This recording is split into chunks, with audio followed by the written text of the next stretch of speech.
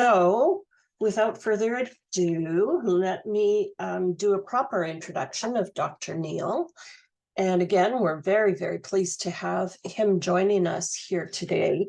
And he's really going to be doing a lot of the lecture today. I'll be popping in and out as well too and facilitating discussion. But we're definitely going to lean on his expertise today. Dr. Neel is a board-certified internal medicine doctor, and he does specialize in caring for older adults. And this is near and dear to our hearts at Alzheimer's San Diego, because you can't find a lot of physicians who specialize in the healthcare of older adults. So he's a special guy and a special doctor. He serves as the medical director of the Geriatric Medicine Consult Service at Senior Behavioral Health at UC San Diego Health. And he's also a geriatric medicine consultant for UC San Diego's Brain Health and Memory Disorders program. So Dr. Neel has, lots of good experience and knowledge within the area of Alzheimer's disease and related dementias.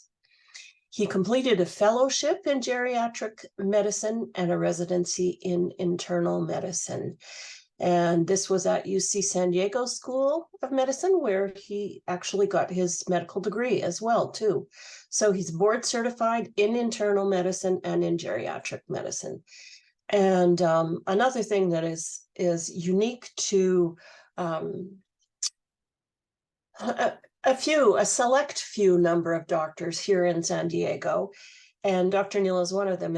He has been selected by his peers by a survey that is completed through San Diego Magazine, and it's where they come up with the top doctors, San Diego's top doctors.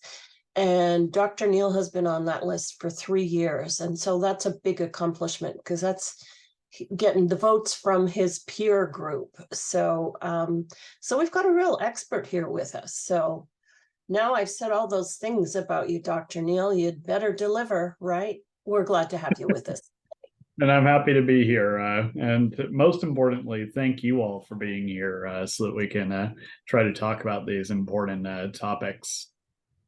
Agreed. Very, very important. So let's get to it, shall we? And I will start, and let me just ask you, Dr. Neel, do you want me to be your slide advancer, page turner? That would be wonderful. Thank you. Okay, all right. Okay, so here we are.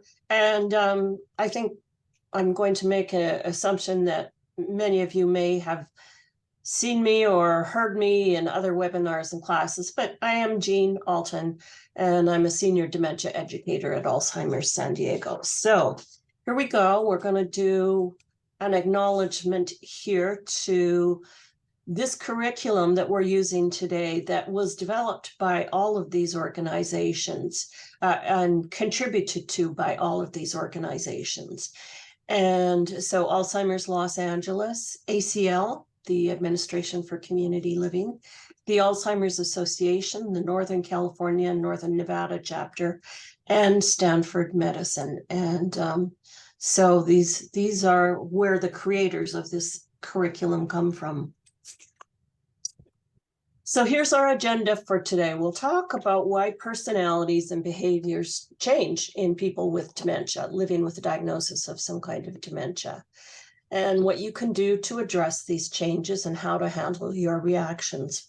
And what I'll tell you is that we hear from a lot of families at Alzheimer's San Diego, our clinical care staff, and myself and some of the other educators as we're doing classes and doing webinars.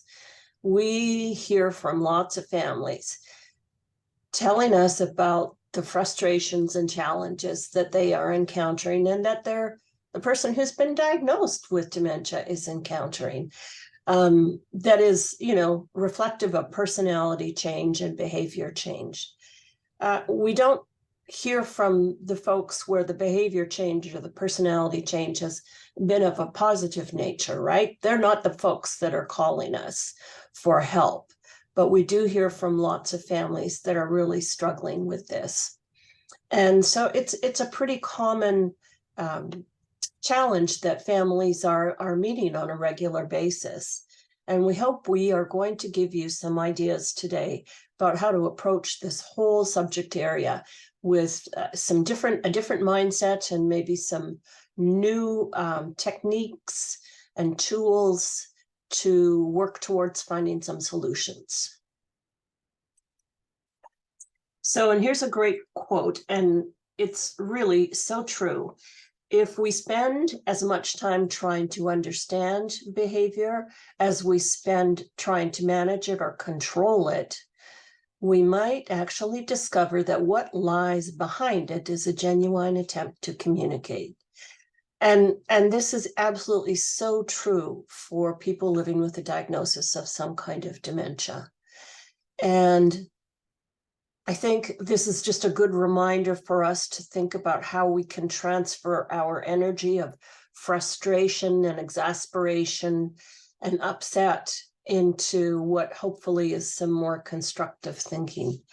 And what we will also say is we acknowledge that this is tough work, and it is frustrating, and it is challenging, and we're all human beings, and some days the gas tank is empty. We don't have what is needed to kind of carry on and figure out these challenging situations. So with that, I'm going to turn it over to Dr. Neel, and he's going to tell us why we all need to take a deep breath. Absolutely. And follow up to that wonderful quotation there. I always say, when we're taking care of patients with dementia, especially those who are having behavioral issues, you can't control the person with the behaviors, but the thing you can control is how you respond to those behaviors. And we know that caregiver stress and caregiver burnout is one of the major things that's been associated in the literature with what's called increased morbidity amongst patients with dementia. That's increased risk of medical issues developing, increased risk of frailty, increased risk of entering into nursing home care. And, a lot of that comes from just, when the caregiver gets stressed, eventually it leads to hospitalization. And then with that hospitalization can start kind of a slippery slope of increasing medical issues, delirium, confusion, etc. And so, what we can do when we're facing issues of behavioral agitation is most importantly start by taking a deep breath, by centering ourselves and knowing that the way in which we approach a patient who's having behavioral agitation can either benefit that situation or can hurt that situation. And so that's what we want to really focus on here today is, how we can try to help that situation and do what we can to interact in a way that's going to lead to a better outcome. We agreed. All right, so we're going to start by having a little bit of discussion here and just to ensure that we're all kind of working from the same basic set of knowledge. So we're going to ask you folks to join in this discussion through webinar chat. And so what we want to ask you to put in chat is tell us, what is dementia? What is your definition of dementia? And then we're interested to see what you folks have to say about what does a person with dementia look like. So let's see some chat coming. What is dementia and what does a person with dementia look like?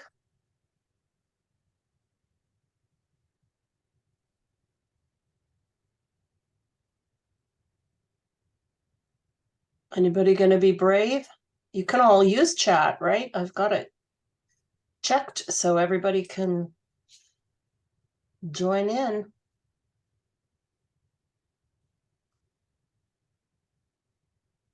Well, while we're waiting for some answers in chat, let's see what Dr. Neel has to say about what is dementia and what does a person with dementia look like.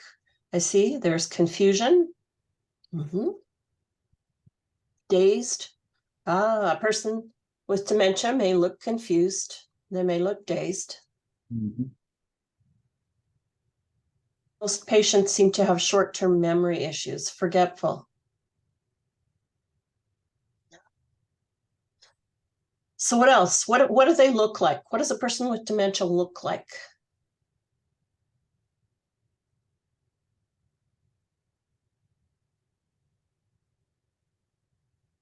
A roller coaster ride, some good days and other bad, good moments bad, disheveled. All true, can be true, but not necessarily all the time. So let's hear from Dr. Neel. What is dementia and what does a person with dementia look like?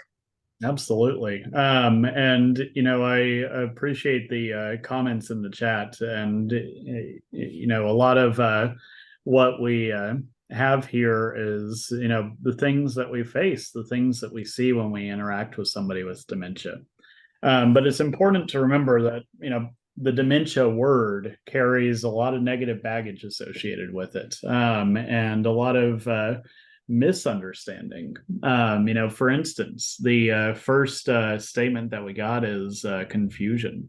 And confusion can be something that you see in dementia, but it isn't necessarily. And if anything, when we hear confusion in the medical world, confusion immediately turns in the medical world toward something called acute encephalopathy or delirium. Delirium, a hallmark of it is confusion and waxing waning mentation. And that's something that's kind of an acute, life-threatening emergency that we need to get to the root of. And so while we can see confusion with dementia, in the medical term, it tends to lead us down a different pathway and a different assessment. And we find that even physicians get confused about what dementia is and what it isn't. To try to tackle this from the medicine side, the DSM, or the Diagnostic Statistic Manual, in its 5th edition, wound up changing the terminology for dementia. And they now say that we don't actually diagnose somebody with dementia. We diagnose them with either a major or a minor neurocognitive disorder. And then we subclassify that neurocognitive disorder by the dementia subtype that it most likely is to be. And the reason they changed this is that they wanted to get more specific about what exactly is it that we're describing. And what we're describing here is we're describing issues going on primarily in the brain that's affecting the brain's ability to function. And other terms that we use in kind of the common speak, and even in the medical speak, is instead of the major and minor neurocognitive disorder, we'll sometimes call it still dementia or mild cognitive impairment, because those are the terms that we're used to. And really what differentiates mild cognitive impairment from dementia is something called function. The both a mild cognitive impairment and dementia, both of those by definition are memory in one way, shape, or form is impaired. That could be memory itself, or it could be some other form of thinking and processing. There's kind of six kind of cognitive domains we typically think about: our ability to plan and engage in what's called executive function, our ability to retain or store short-term memories, our ability to construct and to put things together, our ability to use language, our ability to understand language, et cetera, et cetera. And so if any of those areas becomes impaired, that objectively, that puts us into that category of mild cognitive impairment. And to move from that to dementia, the only thing that differs is that our memory is still impaired, but now that impairment is affecting our function in day-to-day life.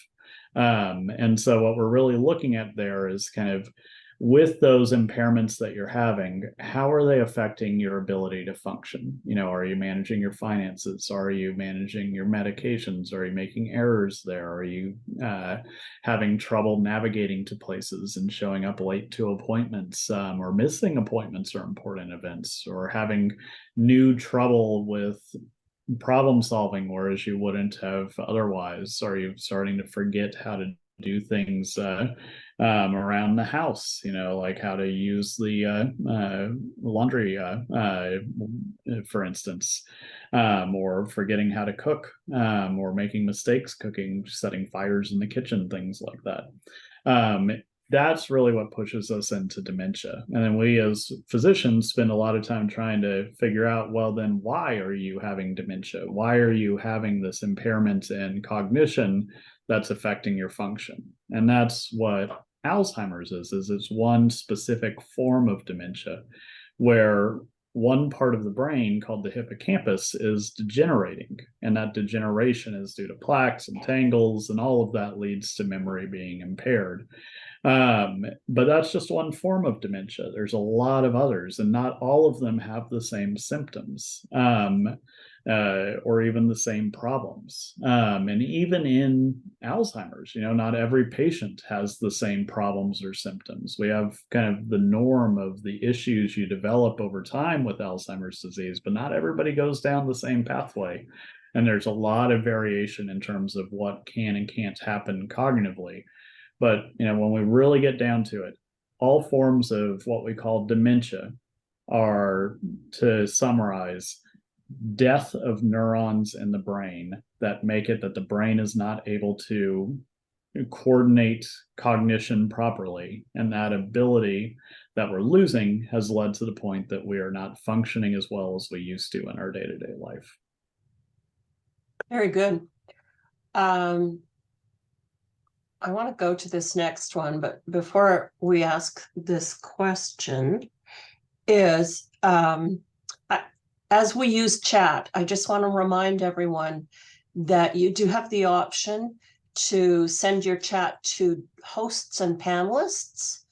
And the other option is to everyone. And I would encourage you to check your chat so that you can send it to everyone, so we can engage in a little bit of discussion through chat by sharing our messages. So make sure that you've checked that in your chat box.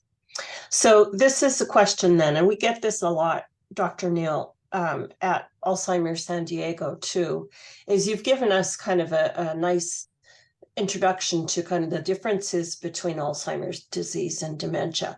But this is a question we get. Can you have Alzheimer's disease but not dementia? Absolutely. And so, Alzheimer's disease is a description of damage to the brain in specific areas, usually largely in the hippocampus, sometimes in the frontal lobe and other associated regions. That's due to these plaques of amyloid and these tangles of phosphorylated tau developing. That triggers death of neurons. And we know that you can have that pathology, that Alzheimer's disease issues, those plaques and those tangles, without meeting criteria for dementia. And we've been able to determine this because of advances in technology that have allowed us to test for amyloid plaque in the brain, either by scans of the brain looking at the amount of plaque in the brain, or by lumbar punctures that look at our plaque burden, our degree of tau, our degree of phosphorylated tau, etc. And so you can have those changes but not meet criteria for dementia. The big question then becomes, well, if you have those changes, will you develop dementia?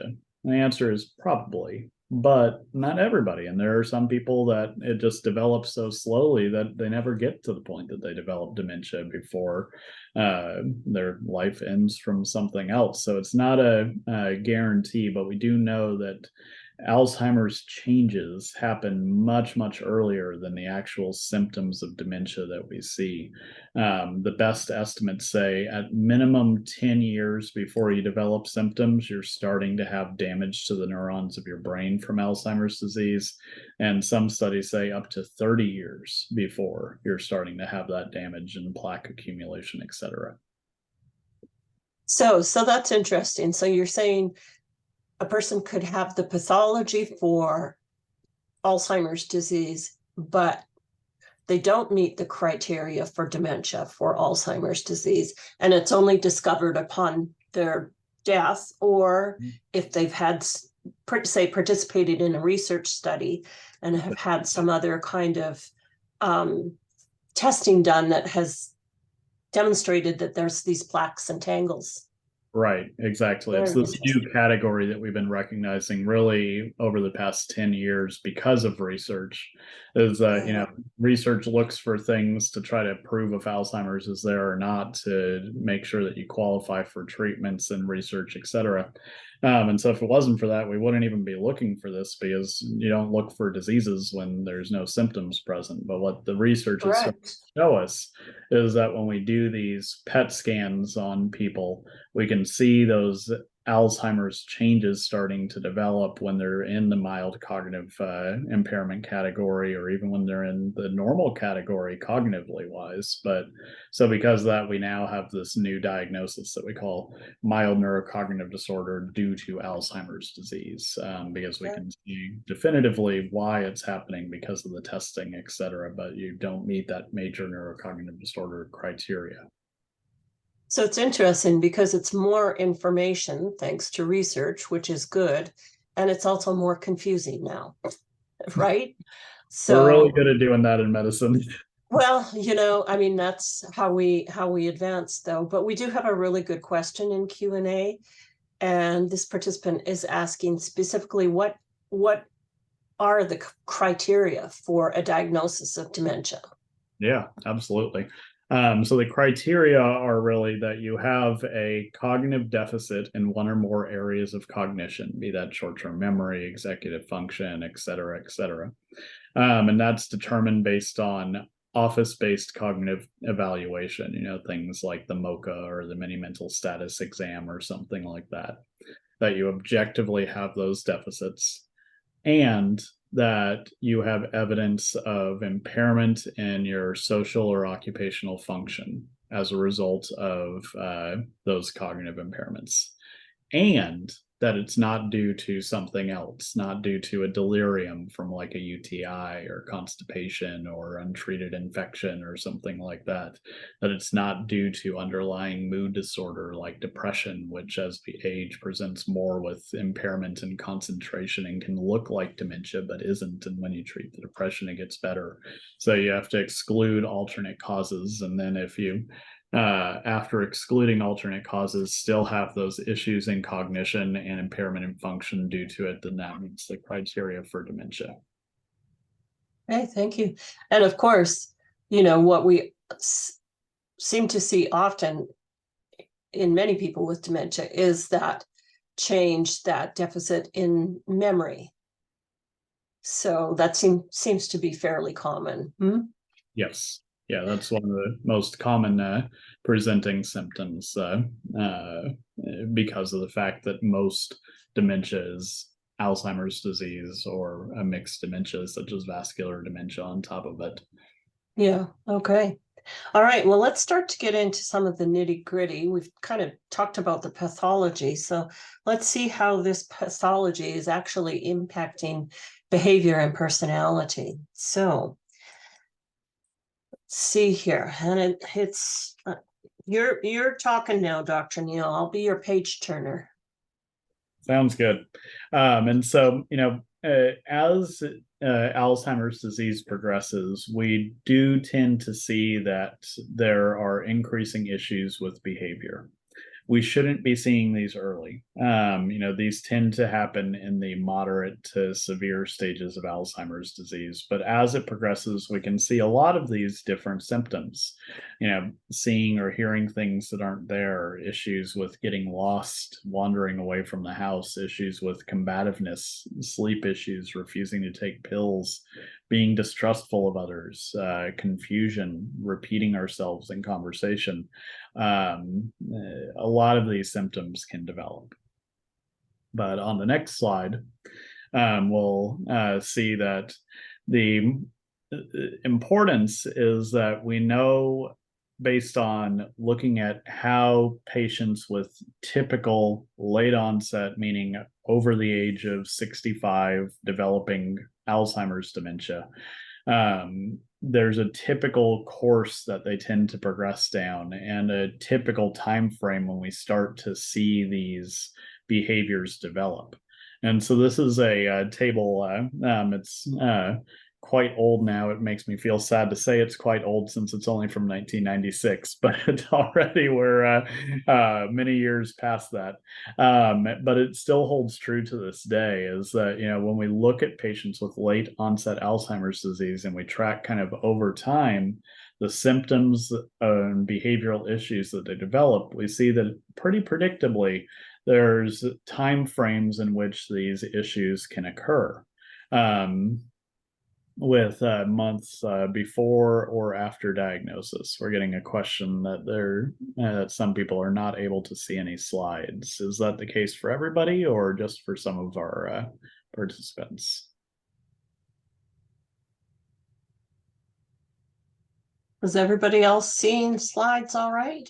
I can see. Yep. Looks like everybody else. So there may be Yeah, a might be a setting that you have in your Zoom that you're going to need to troubleshoot. Yeah. So do continue on. Are we on to the next slide? Yes. No, so staying on this slide. So, the important thing here is that you can see that with some of these behaviors, you can actually start seeing them even before dementia has diagnosed. And so some of these can actually be warning signs to us of, hey, if these are starting to occur, maybe it's time to start looking at cognition. We've actually finally recognized this over the past 10 years or so, where, it used to be that we didn't recommend to providers screening for dementia unless somebody comes in and brings up, hey, I've been forgetting things. Or, I missed an appointment and, I never would do that. So what's going on? But now what we have started to realize is that impairment in our function, changes in the way our body operates, can be a sign that we should start looking for cognitive impairment.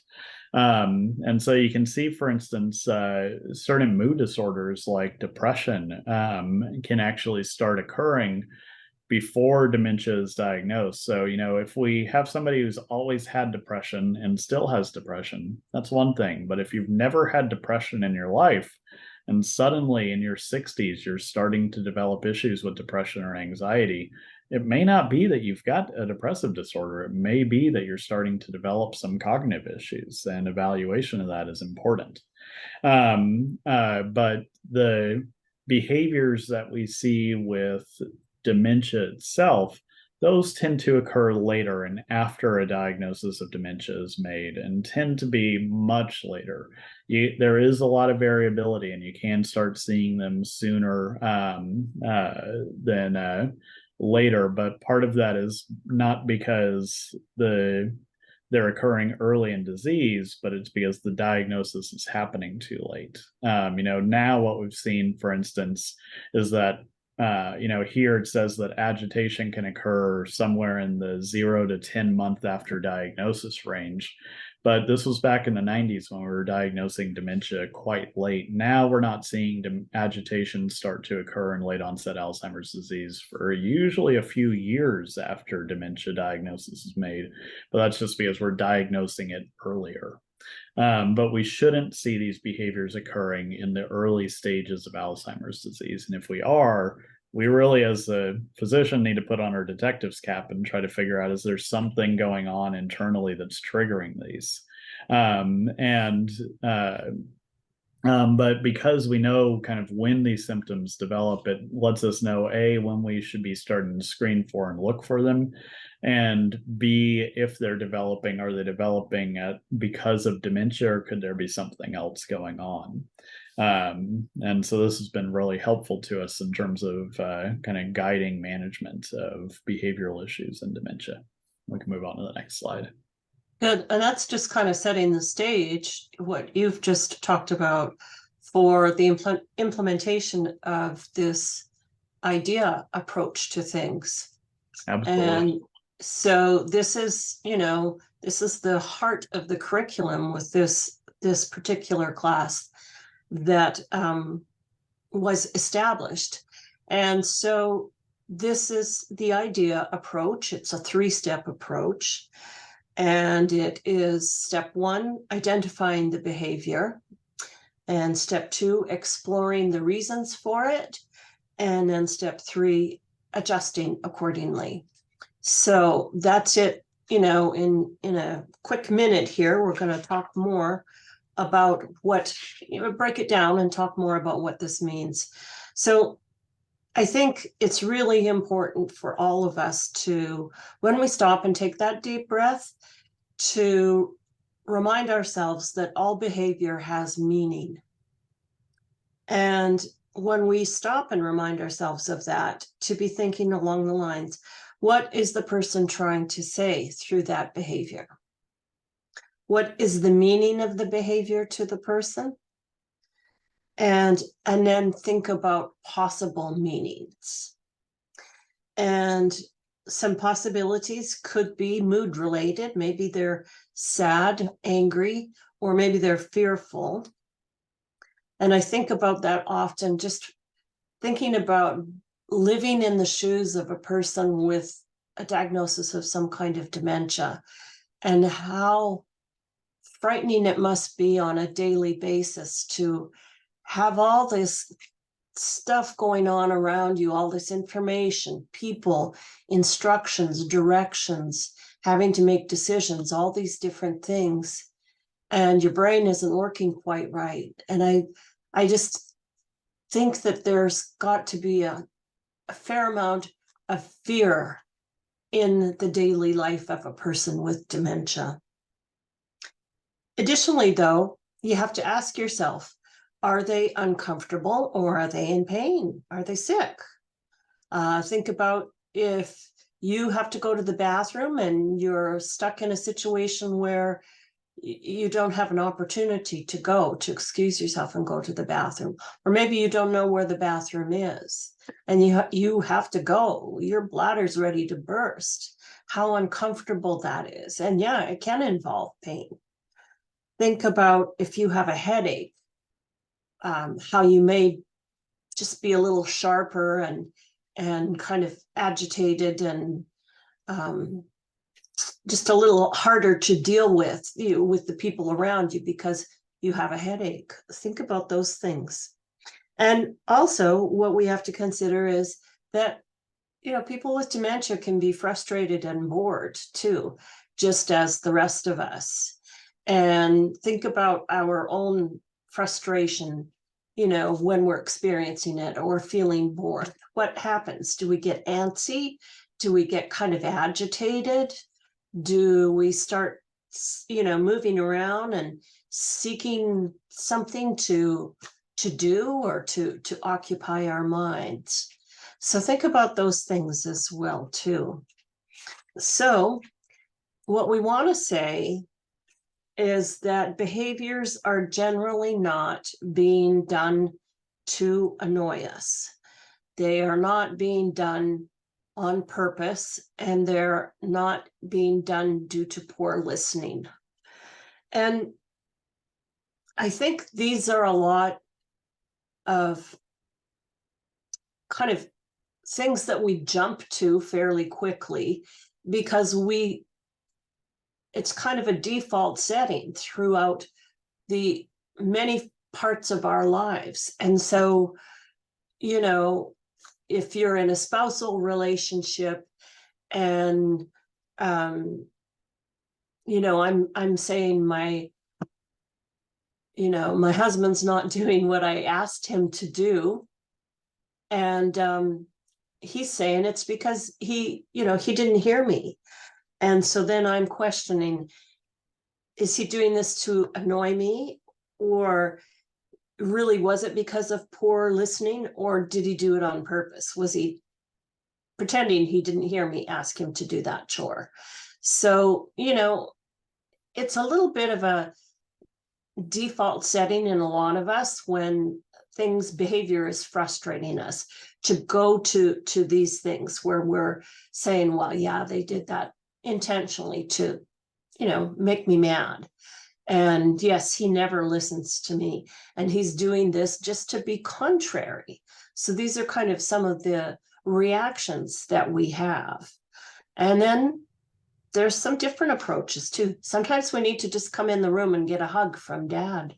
I was just about to comment, this is a perfect example. There are a lot of parallels between dementia and child rearing. And, Yeah. with my son, he just came in and he gave me a hug. And the reason, we had told him, hey, daddy's got to give a lecture tonight. And so he's not going to be available. So what that did is it said, oh my God, my dad's not available and I need him right now. And so he's Mhm. antsy and upset. And so he comes in, and it's not that he wants to interrupt, it's that he just needed me. And so he said, Daddy, I just wanted to say I love you. And so I give him a Oh, hug. I could have oh, yelled at him and said, no, you can't come in my room, but that's just going to escalate the situation with yeah, him, lead to yeah. more behaviors downstairs. And so instead, take a break. And it's the same thing with patients with dementia. You have to stop It and you is. have to evaluate your approach. All of these 3 points applies to what we just saw with your son. He didn't do it to annoy you. He didn't do it because he didn't hear the communication earlier. He's not doing it on purpose. It exactly as you said, his behavior had meaning behind it. So actually I that was promise you very all, he good will not timing.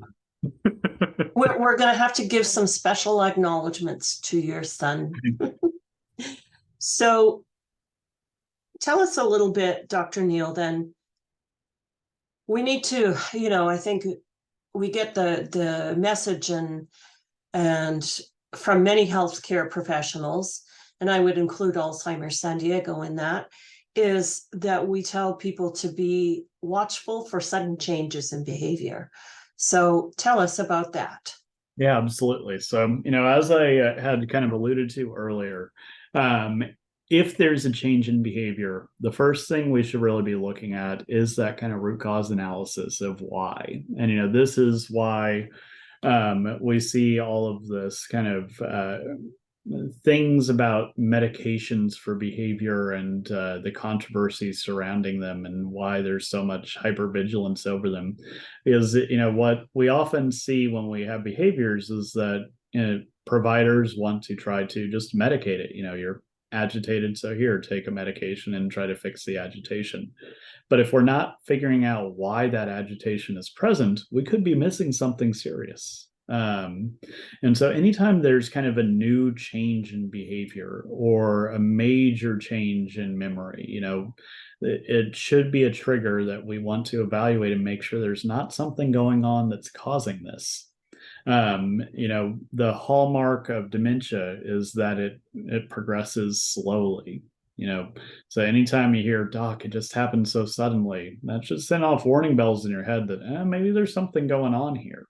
And it can be something simple like infections, urinary tract infections, that can lead to new increase in incontinence or urinary frequency, but they may not be able to tell us it burns when I pee, or I feel like I suddenly have to go.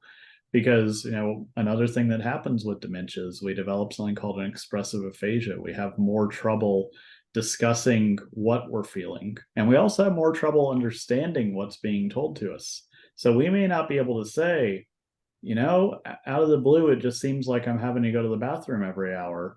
We may instead just start going to the bathroom every hour, and then suddenly there's incontinence. And so if we don't investigate and see, oh, there's a UTI going on, or maybe there's constipation that's causing so much blockage that we're starting to leak urine because it's just not all getting out when we pee.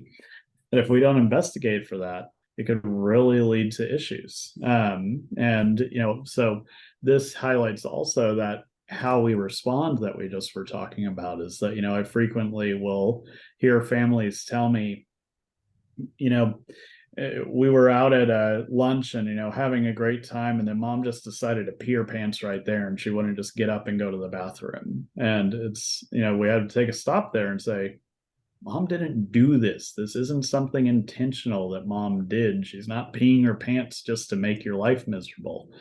It's because something's going on and we need to investigate and try to figure out what that something is. And so, if there are new behaviors that have developed that they haven't displayed before, if there's a change in those behaviors, an escalation, if there's a change in memory that's beyond what is normal or expected, then that's really the time that you got to talk to your doctor to try to get to the root of what is happening and not just assume it's just because of the dementia. Yeah, because we don't expect any kind of sudden changes as a part of normal progression, correct? Absolutely. Yeah.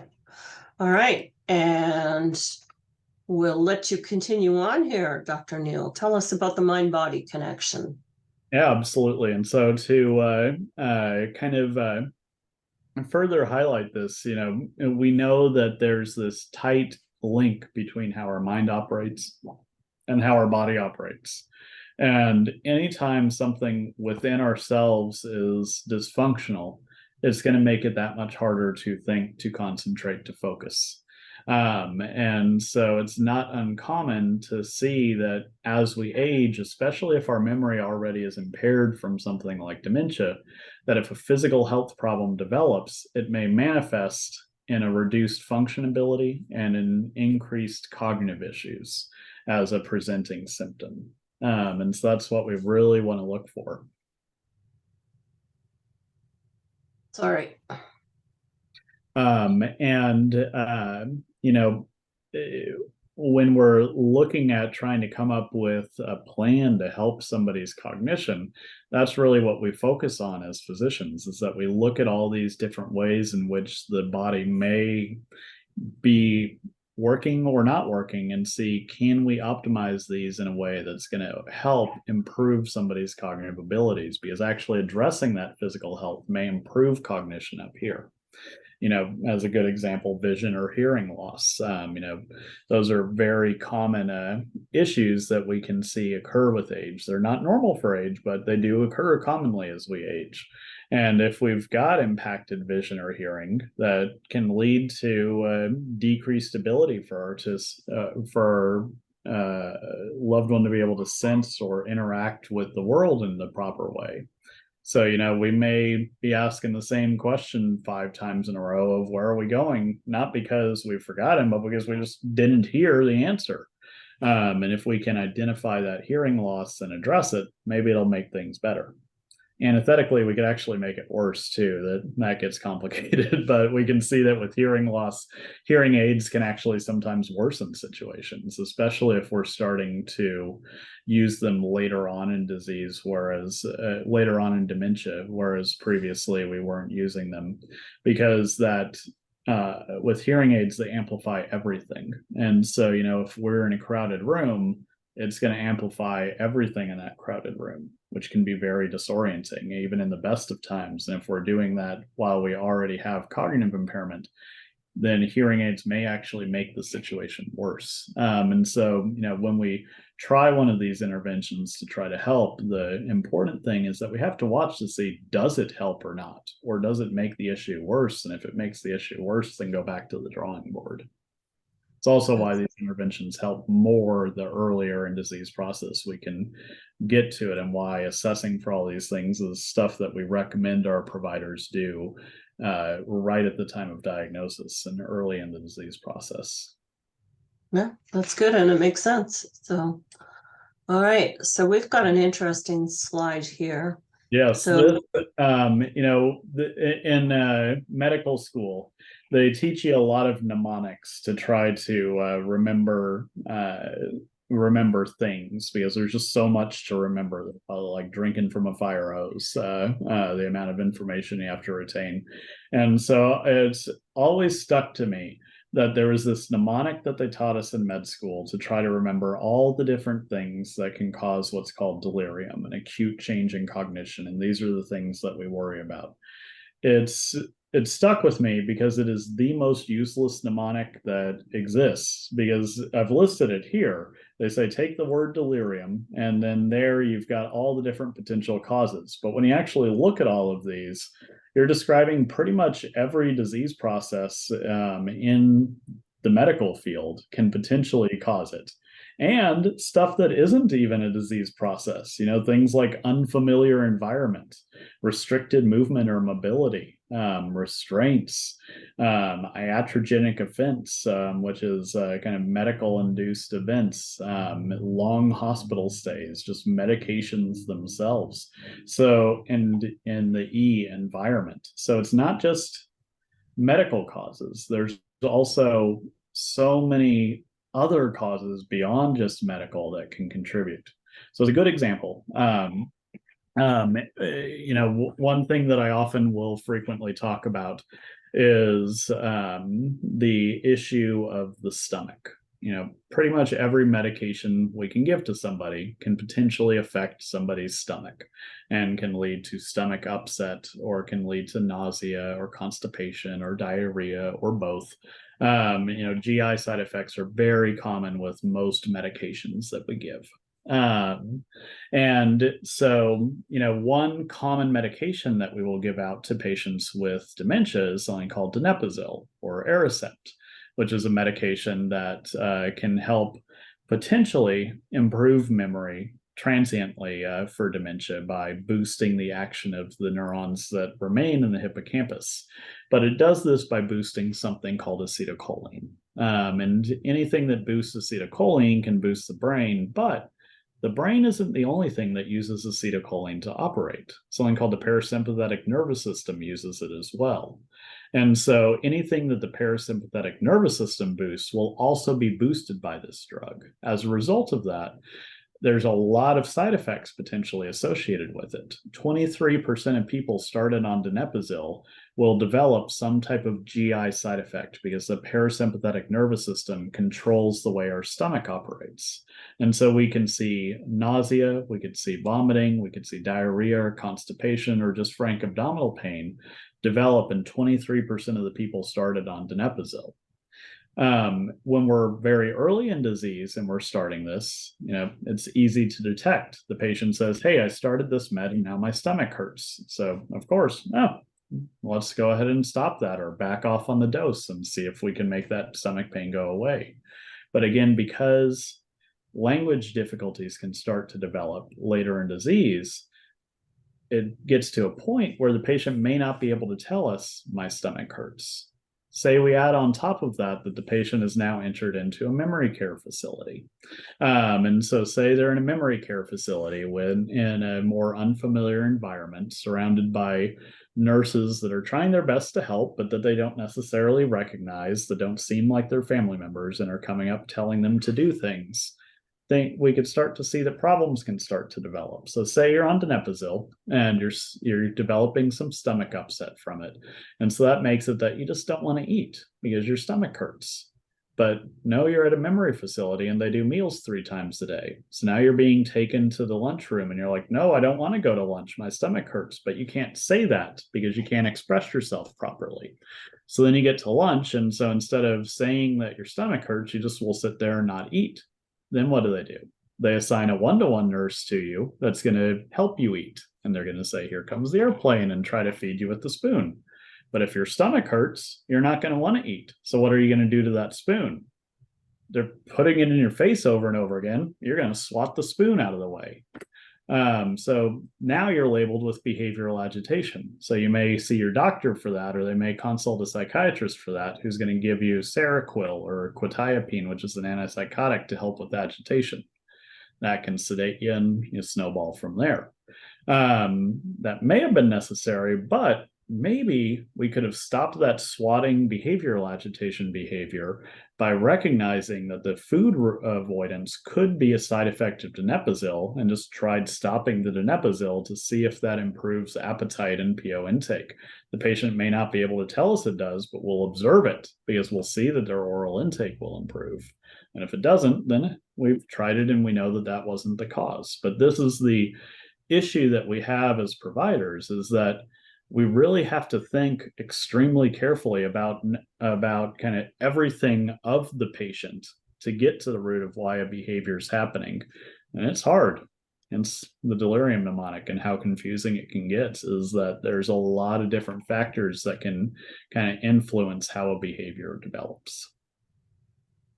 That's very interesting and really helpful, just how you've described this particular scenario, how it unfolds. And I've seen that happen in some of the clients I've worked with. And, so I guess what I would add to this is, yeah, obviously our healthcare providers, we want you folks to put on your detective caps, but we all need to as well too, as family members and other professionals that are involved with clients with dementia, that we all kind of have to look on a fairly regular basis, look through that lens of being a detective to figure out what's going on.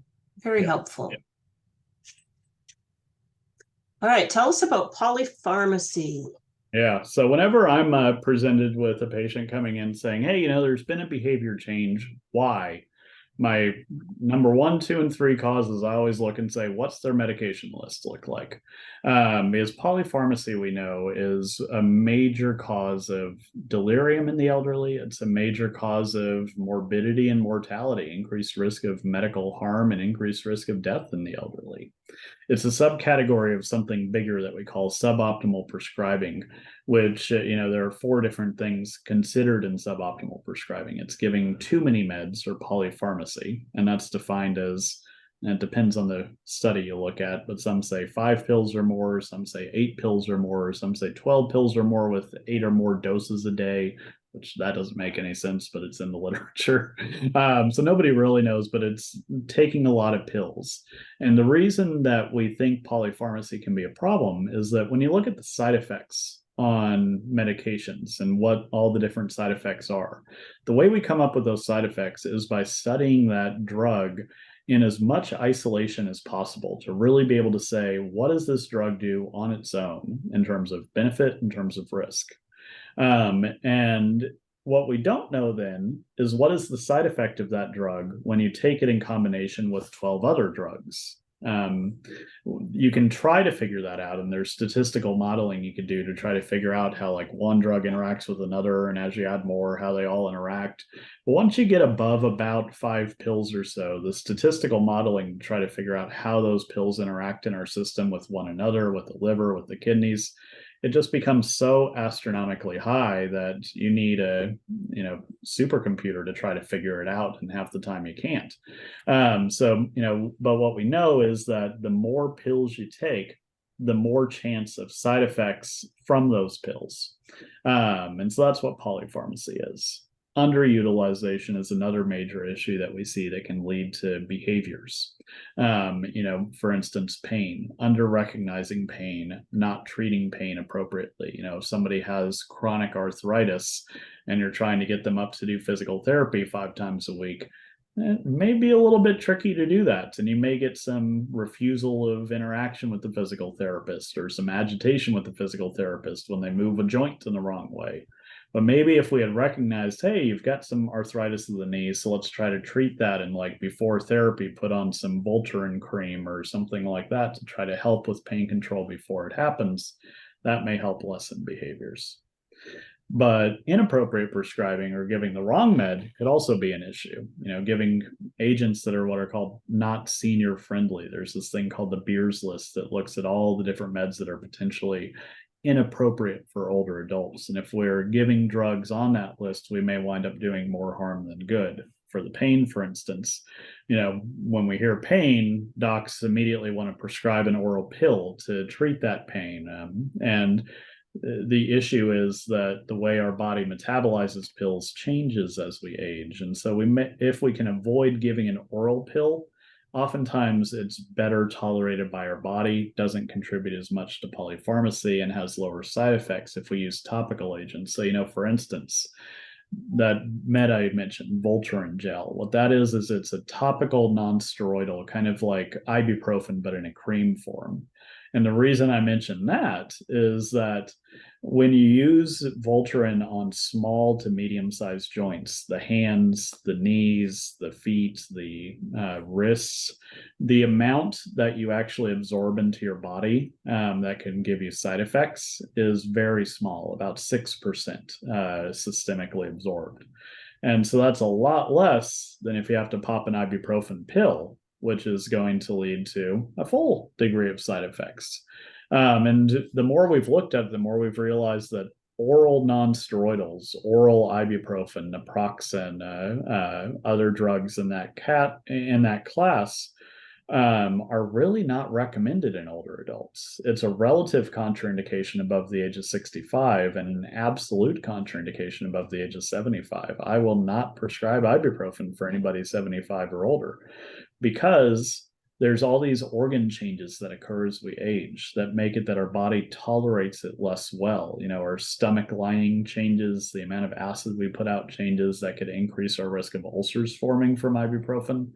Also, our kidney function declines as we age, so we're at higher risk of developing kidney damage from taking even normal doses of ibuprofen. So if we can avoid that pill and use a topical ibuprofen instead to just get the anti-inflammatory effect at the joint, we're going to get the pain control without the side effects, and it's going to be a more senior-friendly approach. And so that's something we have to consider from an inappropriate prescribing standpoint, or just giving the incorrect dose. We often find that if we try to treat an older adult as if they're still 40 and treat with the standard recommended doses for a 40-year-old, we're also going to run into problems. I often say take the lowest starting dose of a med and start at half that in the older adult, whatever it is. And you're probably going to get better benefit there by being able to start it, make sure it's tolerated, not develop side effects from it, and then slowly titrate up. And so these are all things we want to consider when we're using drugs.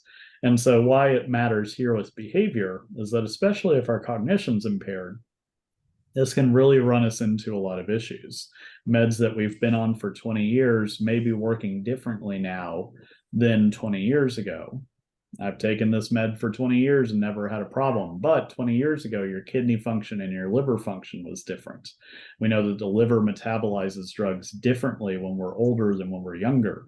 Our kidneys, the function actually deteriorates by about 2 to 3 points a year every year after we're 30, just as a normal part of aging. So the amount that our kidneys filter decreases as time goes by. So if we're on a med at the same dose that we were on 20 years ago, it may be building up in our system more, and we may wind up getting side effects from it, even if the dose hasn't changed.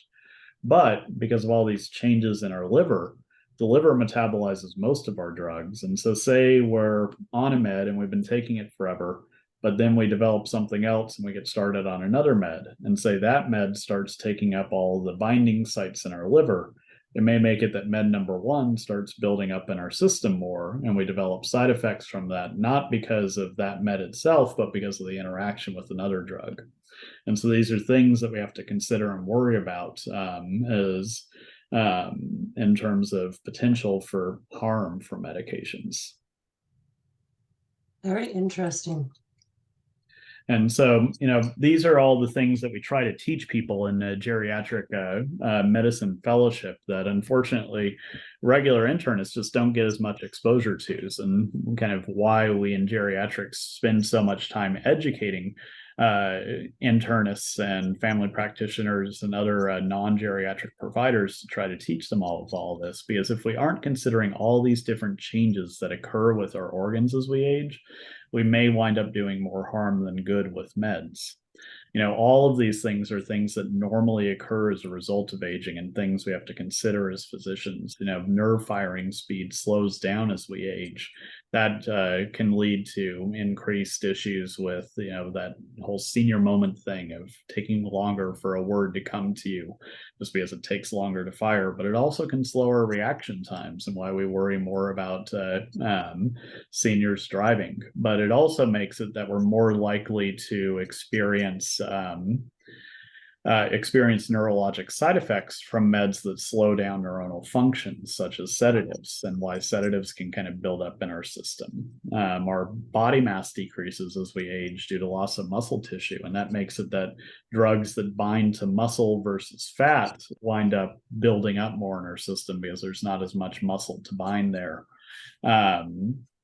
uh, uh, with the heart, we see that it gradually loses pacemaker cells and thickens. And what that means is that we can get more robust response to blood pressure medications, for instance, and, meds that may have gotten our blood pressure under control when we were younger may wind up being too much for us now. And we may have to accommodate for that and reduce the dose, or we increase the risk of falls, or just drops in blood pressure and what's called hypotension. We move on to the next slide.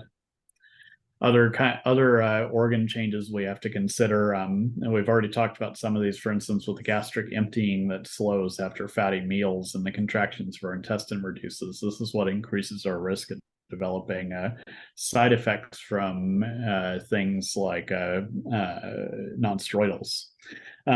We also see with the absorption of certain vitamins that can actually reduce as a normal part of aging, which increases the risk of potentially needing to take vitamins for vitamin deficiency. But with that can also come risks of other organs starting to malfunction, from developing anemia or things like that. And so considering all of these different organ changes is really what a geriatrician has to do when we're looking at medications and determining kind of, are we doing the right thing with these drugs? And so this slide is pretty hard to read, but intentionally so.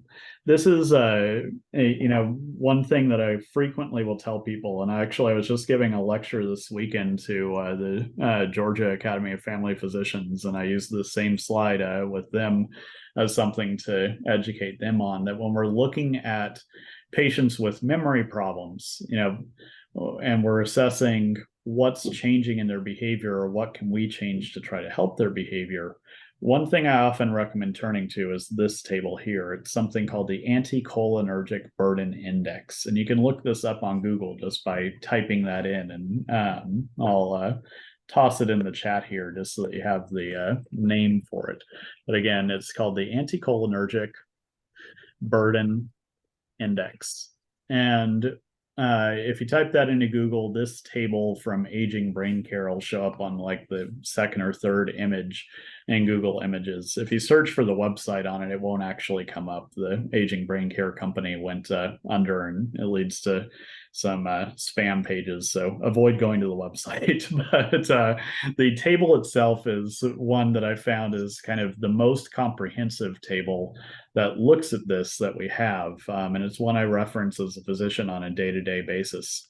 And really what it is that because of the fact that the neurons in our hippocampus operate through acetylcholine, when we're looking at memory being impaired, we want to do what we can to preserve that. And anything that blocks acetylcholine is going to block the function of our memory. Even more so in dementia, because as we age, what's called the blood-brain barrier can degenerate as a part of not normal aging, but dementia. Those plaques of amyloid that deposit in the neurons of our brain, they actually deposit in our blood vessels as well, which can lead to increased permeability of the blood vessels, and drugs that normally shouldn't go into the brain can start getting into the brain. That can cause more what we call CNS or cerebral side effects. So drugs that may have functioned okay for us in the past suddenly can start causing us harm. And so what this is it's a table that looks at every drug that we know of that can block acetylcholine in the brain. And they scored it in terms of a score of 1, 2, or 3, with 1 being the least anticholinergic and 3 being the most. And drugs in class of 3 are the ones we typically think of as anticholinergic. The geriatrician's worst enemy is Benadryl, because Benadryl operates strictly through blocking acetylcholine, and something called histamine, which operate through kind of the same channels. And so, if we give a single dose of Benadryl to somebody with dementia, it may wind up precipitating a delirium that makes significant and severe behavioral agitations and can even wind them up in the hospital. And so, if we need it, we use it at a extreme cost. And so I always say Benadryl should really only be used for like life-threatening allergies and allergic reactions in the older adults, especially one with cognitive impairment. But there's a lot of drugs that we don't typically think of as anticholinergic that actually are. And that's what this table really kind of highlights. Um, and so a lot of those luckily are in the score of 1, which means by themselves they're probably not going to have significant effect, but they're additive. So, some things to highlight in the score of 1 that are interesting is that we've got a med called atenolol in there, which is a beta blocker, something that we frequently are on if we have something called atrial fibrillation. Um, Similarly, Coumadin is on there, which is a blood thinner that we're frequently on if we have atrial fibrillation. Digoxin, which we're on for atrial fibrillation, actually has anticholinergic effect. And say with that atrial fibrillation, we also develop something called heart failure, where we develop swelling in our extremities and our heart's just not pumping the blood as well as it used to. We may wind up getting put on a diuretic, something called Lasix or furosemide. And guess what? That's there an ACB score of 1 as well as a blood pressure med called captopril and its cousin lisinopril, which is called an ACE inhibitor, which is also one we're frequently on with heart failure. So say we have heart failure and we have AFib. Already, we're going to have at least an ACB score of 5 by being on, beta blocker, an ACE inhibitor, a blood thinner, diuretic, maybe this digoxin thing. So we'll have a score of 4 to 5. Does that mean we shouldn't treat the heart failure and the AFib? Of course not. But what it means is that if we already have to be on 4 or 5 meds with anticholinergic effect, we really, really need to try to avoid adding anything else that has anticholinergic effect as well. So for instance, with Lasix makes you pee more.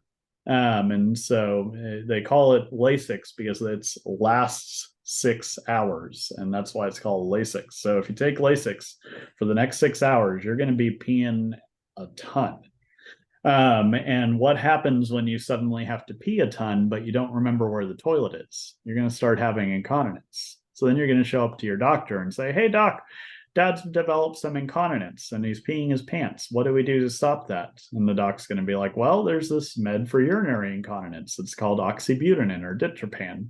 And so let's start that and see if we could help the incontinence." And as we can see, oxybutynin has a score of 3. So that may be the straw that broke the camel's back in terms of anticholinergic effect that tips us over into a delirium. So maybe instead, if we see incontinence developing from Lasix, consider non-pharmacologic means. See if we can retime the Lasix to a time that, hey, we know that for the next 6 hours we're going to be peeing a lot, so let's not plan a long car ride for that time, and let's make sure we're around a toilet and have somebody there in the house to help bring dad to the toilet every hour or two to try to help remind him to go to the bathroom. Is that prompted toileting actually has better benefit at reducing incontinence episodes than the oxybutynin does, and it comes with the extra benefit of not causing a delirium. But then say you develop delirium on oxybutynin, then what the doc is likely to do is to say, "Hey, let's stop oxybutynin and instead put you on this medication called tolterodine." Because tolterodine is another urinary incontinence med that gets advertised by the pharmaceutical company as being this huge chemical that's so big and so what's called hydrophobic that it doesn't cross the blood-brain barrier, so you don't get the cognitive side effects from tolterodine that you do from oxybutynin. But wait a minute, tolterodine is there in the ACB score of 3. Why is that? Well, it's because, again, remember, as the blood-brain barrier breaks down in dementia, we can see drugs that shouldn't cross the blood-brain barrier do. And so we actually see similar delirium risk with tolterodine that we do to oxybutynin. So there really are no safe urinary incontinence meds in dementia. And if we absolutely need them for strict what's called urge incontinence, we need them, but we need to use them knowing that there may be some increased confusion associated with it. And if we're already on a high ACB score, maybe the risk is just not worth the benefit, and we need to avoid it and just deal with some incontinence.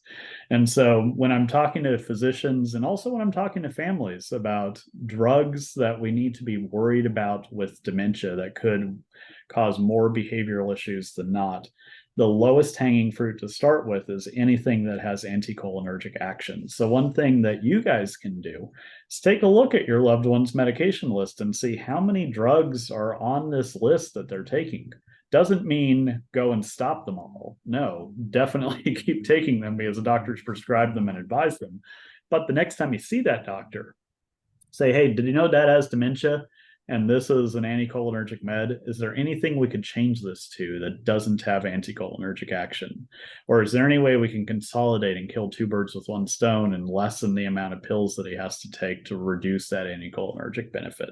And Right. any meds being started, really ask the question, is this really necessary? And can we try to target this through some other means?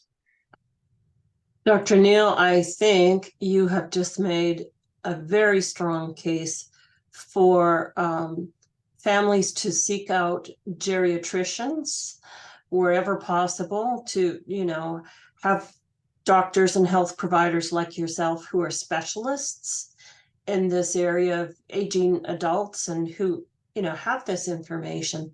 I also think it speaks to what we've always talked at Alzheimer San Diego, is the importance of communicating with your pharmacist and talking to your pharmacist, like particularly if you're going to buy any of these over-the-counter medications. If you can't get in to talk to your doctor about it, talk to the pharmacist about it to see if there's, contraindications or something that, doesn't mesh well with a person with dementia. So thank you. This is now I see the value of this chart now that you've talked us through it. So thank you very much. That's very, very good. All right. And I think, just through the scenarios that you've kind of presented here about, all of a sudden dad's, incontinent of urine, and then medications get thrown in the mix and so forth. You've given us a really good scenario where we can use this idea three-step approach, and the families can, the care partners can, and the physicians can too. And really that's what a geriatrician is oftentimes doing, right?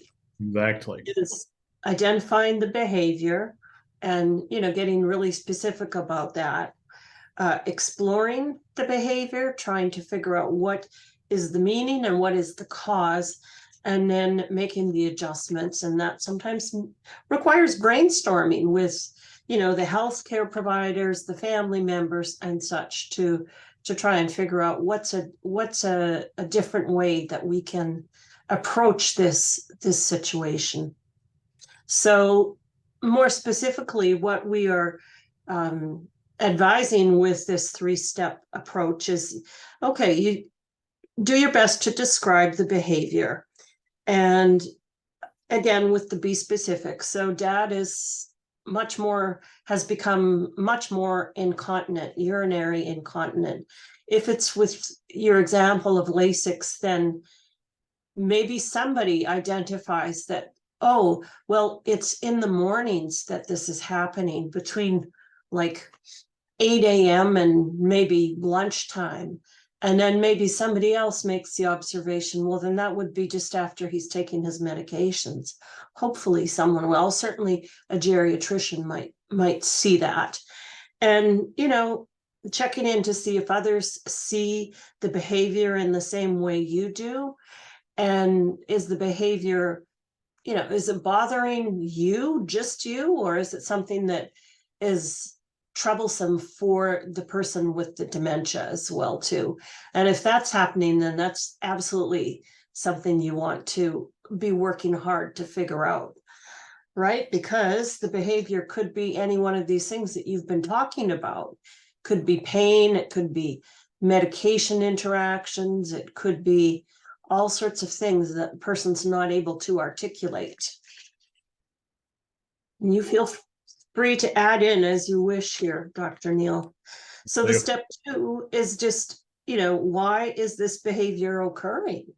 So yeah, okay, dad's peeing, he's incontinent all morning long. What's happening there? Is it a UTI? Well, then maybe Dr. Neel takes a look and he says, no, it's not a UTI.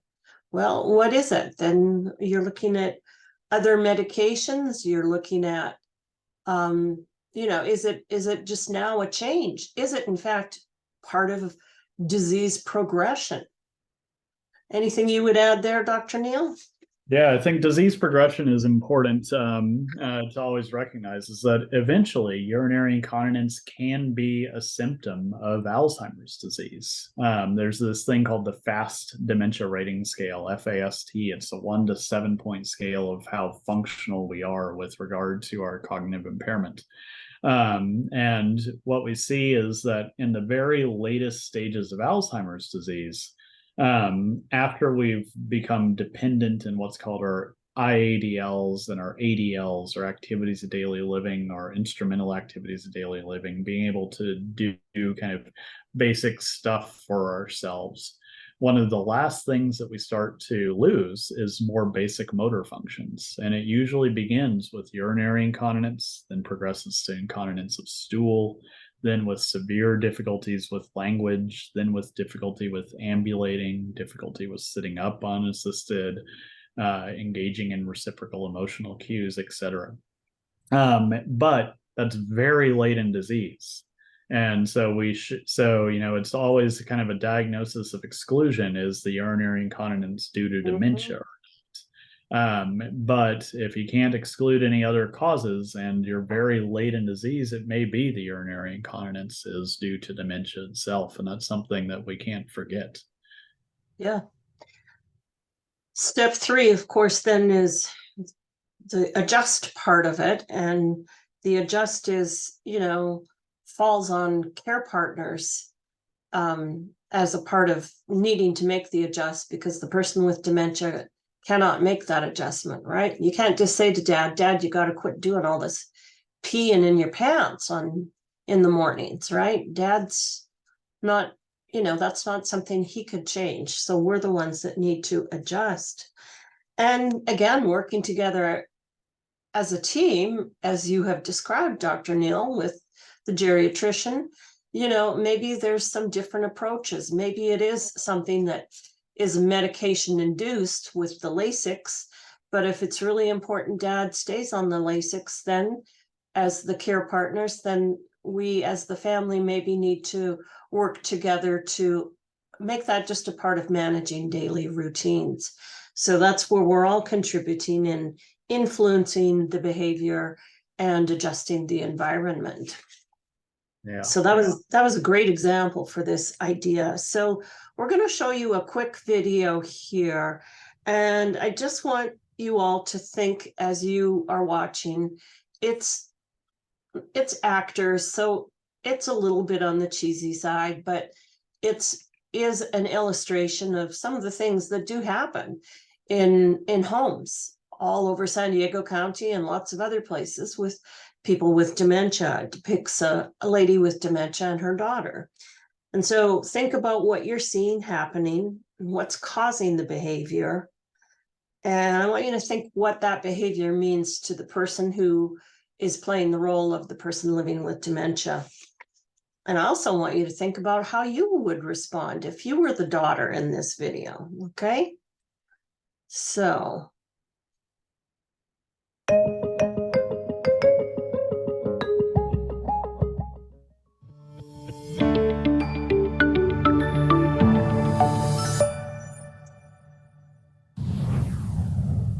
My mom's become resistant to my help, and she's now hard to handle. She hasn't been able to manage her basic day-to-day needs without my help, but she believes she doesn't have any problems and doesn't need help. She's easily agitated and gets upset when I try to get her dressed. I'm just frustrated, and I don't know what to do.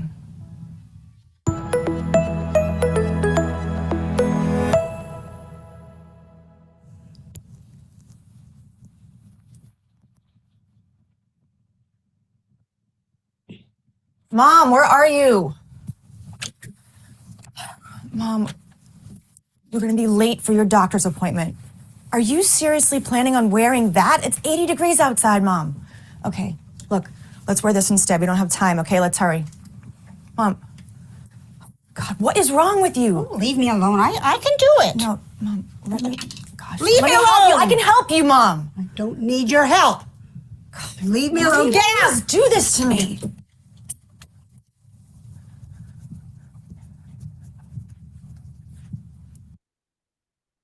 Hey, so let's just stop for a minute there, and I'd like to ask people to use chat. And again, make sure that your chat goes to everyone, not just to hosts and panelists. And I just want to ask you to put into chat. Tell me what was going on in this video. What was happening? We saw the daughter, you know, they needed to get going. They had to get to a doctor's appointment, but what was the daughter doing and what was the mom doing? What do you think, folks? To me, it looked like the daughter was already on, you know, kind of not a good frame of mind, because she was saying, well, where are you, mom? And she was in a hurry, and she comes busting through the door right away and starts speaking loudly and very forcefully with her mom right away. And then mom responded. And what did she do? She, to me, looked like she was basically kind of saying, like, back off, daughter. Right? And really, that's what she was saying. Why was she saying that, though? Do you think she was expressing her level of frustration with her daughter and also expressing her need for autonomy? She said, I can do it myself.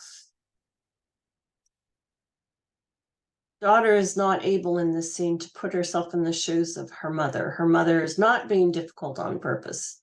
I agree.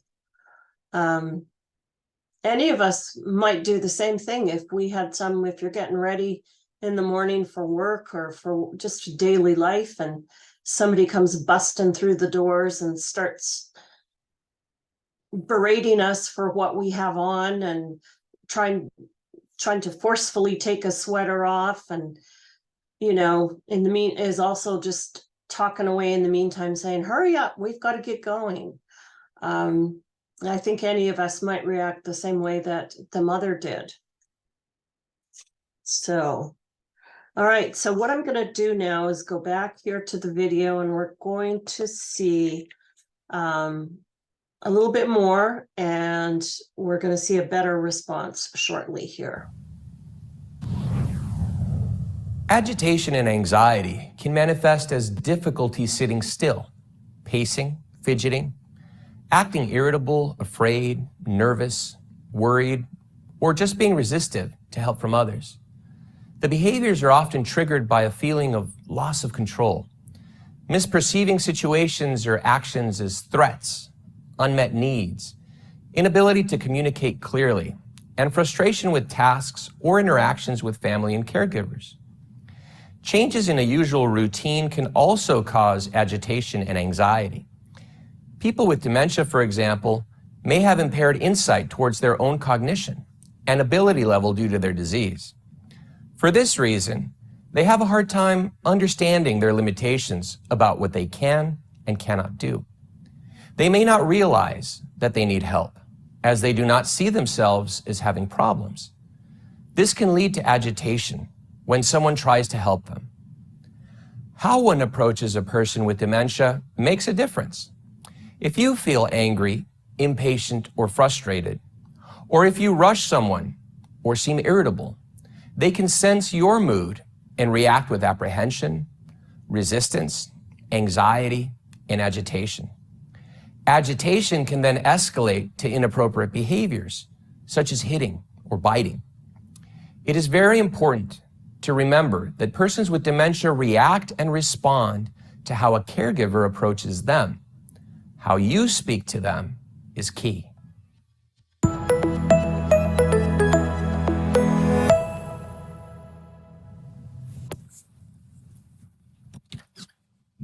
Good morning, Mom. How you feeling? I'm all right. Okay, what would you like to wear today? You look good in the green or the blue? Which color do you want to try I don't today? need your help. I can do it myself. Okay.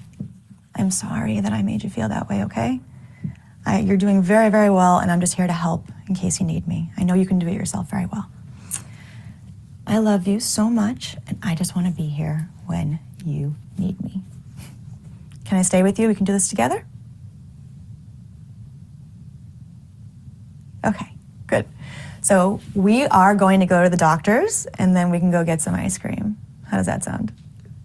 Oh, that sounds good. Okay, let's get you dressed, Mom. Let's lose this. We want you to be comfortable after all. Let's see. Yeah. So there we have it. Again, I acknowledge that it's a little bit cheesy, but in the second scenario, I think we see very clearly that the daughter's going in, she's in a much calmer state of mind. Maybe she needed to stop and take a deep breath, as we said at the start of this presentation. And when Mom kind of pushed back and said, I can do this myself, daughter took a step back and validated, acknowledged, yes, I know you can do this yourself. And, said some encouraging words saying, I love you and I'm here to help you when you need me. And had just a much more positive approach to the situation. Now, does this work in every situation? It doesn't. It doesn't. And that's the truth. But it can work in lots of situations. And so again, I think using this whole idea approach and working together with your healthcare providers can really help families to find different ways to manage these challenging behaviors and changes in personality without it escalating or without it, growing into something that becomes much bigger, like the example Dr. Neel had about, then you go to the doctor and then another medication is added. And then, with that added medication, we see other kinds of changes, including whatever it might be, incontinence, other things, this snowball effect that really you were talking about, Dr. Neel. Yeah. So a nice example of this video too is just that, speaking of toddlers, how many times have you tried to be in a hurry, get a toddler to go to school on time? And yeah, does it help to tell them how rushed you are and that, no, you need to get in the car now? No, they're going to dig in their heels because suddenly right. that departure has become something scary and unknown of why is Mom or Dad so upset and why are they trying to force us in the car so quickly? I'm not going to like what's going to happen. Am I going to get a shot here or something? Right. That's going to lead to them crying, reacting, etc. And it's the same with our patients with cognitive impairment. Trying to force it, trying to rush it is probably going to delay you even further. And so figuring out ways to redirect, ways to approach in a different way to de-escalate situations, to bring your emotional tone down, to thereby bring their emotional tone down, may actually help achieve the departure quicker. Yeah, I absolutely agree. So keep this idea summary in your own minds, identifying the behavior and being specific, and then exploring the meaning and the cause of the behavior, and then adjusting and brainstorming with others to do that as well too. And again, kind of approaching things with a team approach can be really helpful to care partners in particular, because it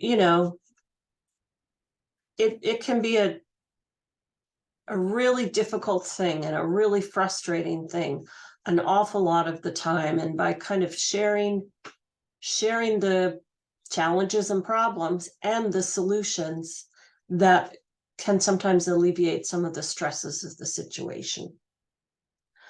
So this is just to give you a visual about, putting the idea model to work for you, with the situation that you may have going on that is challenging, or a situation that a family you're working with has going on. And so you really put pen to paper to it, and see if you can't come up with some kind of concrete information and steps to take to be able to have what is hopefully a more positive outcome. And, I think we want to just kind of start closing here with saying to all of you and to family members, and maybe if you're a professional helping families, is it's important for people to think about their safety nets and who would you call for assistance in an emergency? Who would you call, and who would be there for you on a Saturday night at midnight when things are, gone to heck and back again? Who are the people you can rely on? And are you getting regular breaks? And if you're not, please get in touch with us. Talk about it with your healthcare provider. And if it's your clients you're working with, you're concerned about, again, Alzheimer's San Diego is a resource for you. People need to have regular breaks when they are in a care partner situation, caring for somebody with Alzheimer's disease or related dementia. Think about growing your safety net and think about what additional support you need. And again, reach out to these supports. So we'll go back to what Dr. Neel said at the start, when you're overwhelmed, take a deep breath. And Dr. Neel, I'm sure you see more than a few care partners, in addition to patients with a diagnosis of some kind of dementia, care partners who are oftentimes overwhelmed.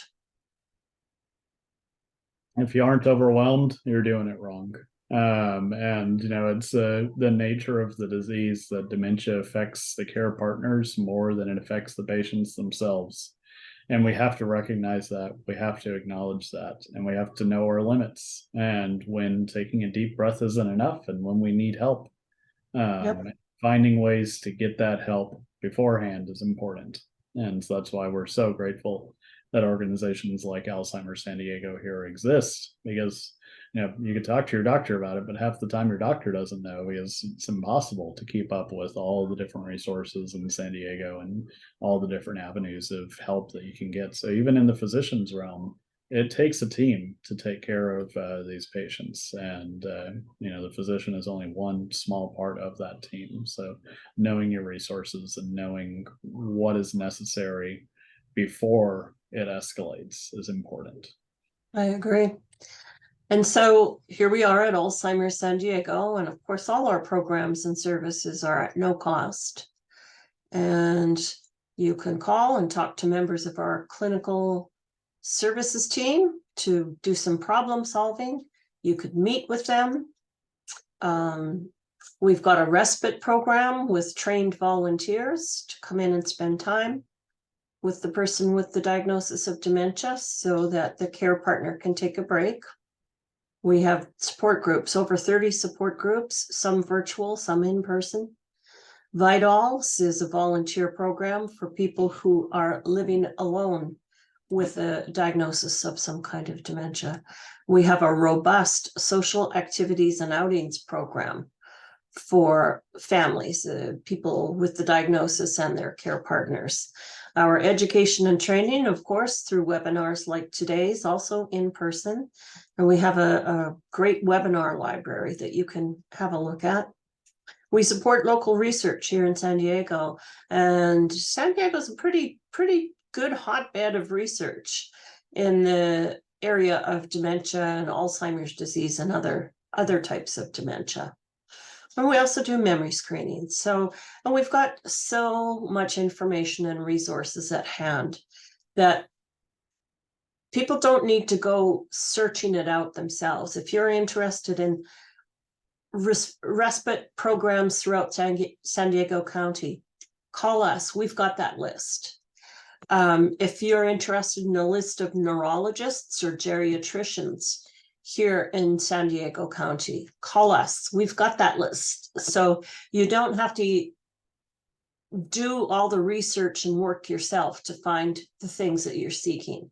We have a lot of that information at hand. So please do lean on us for that.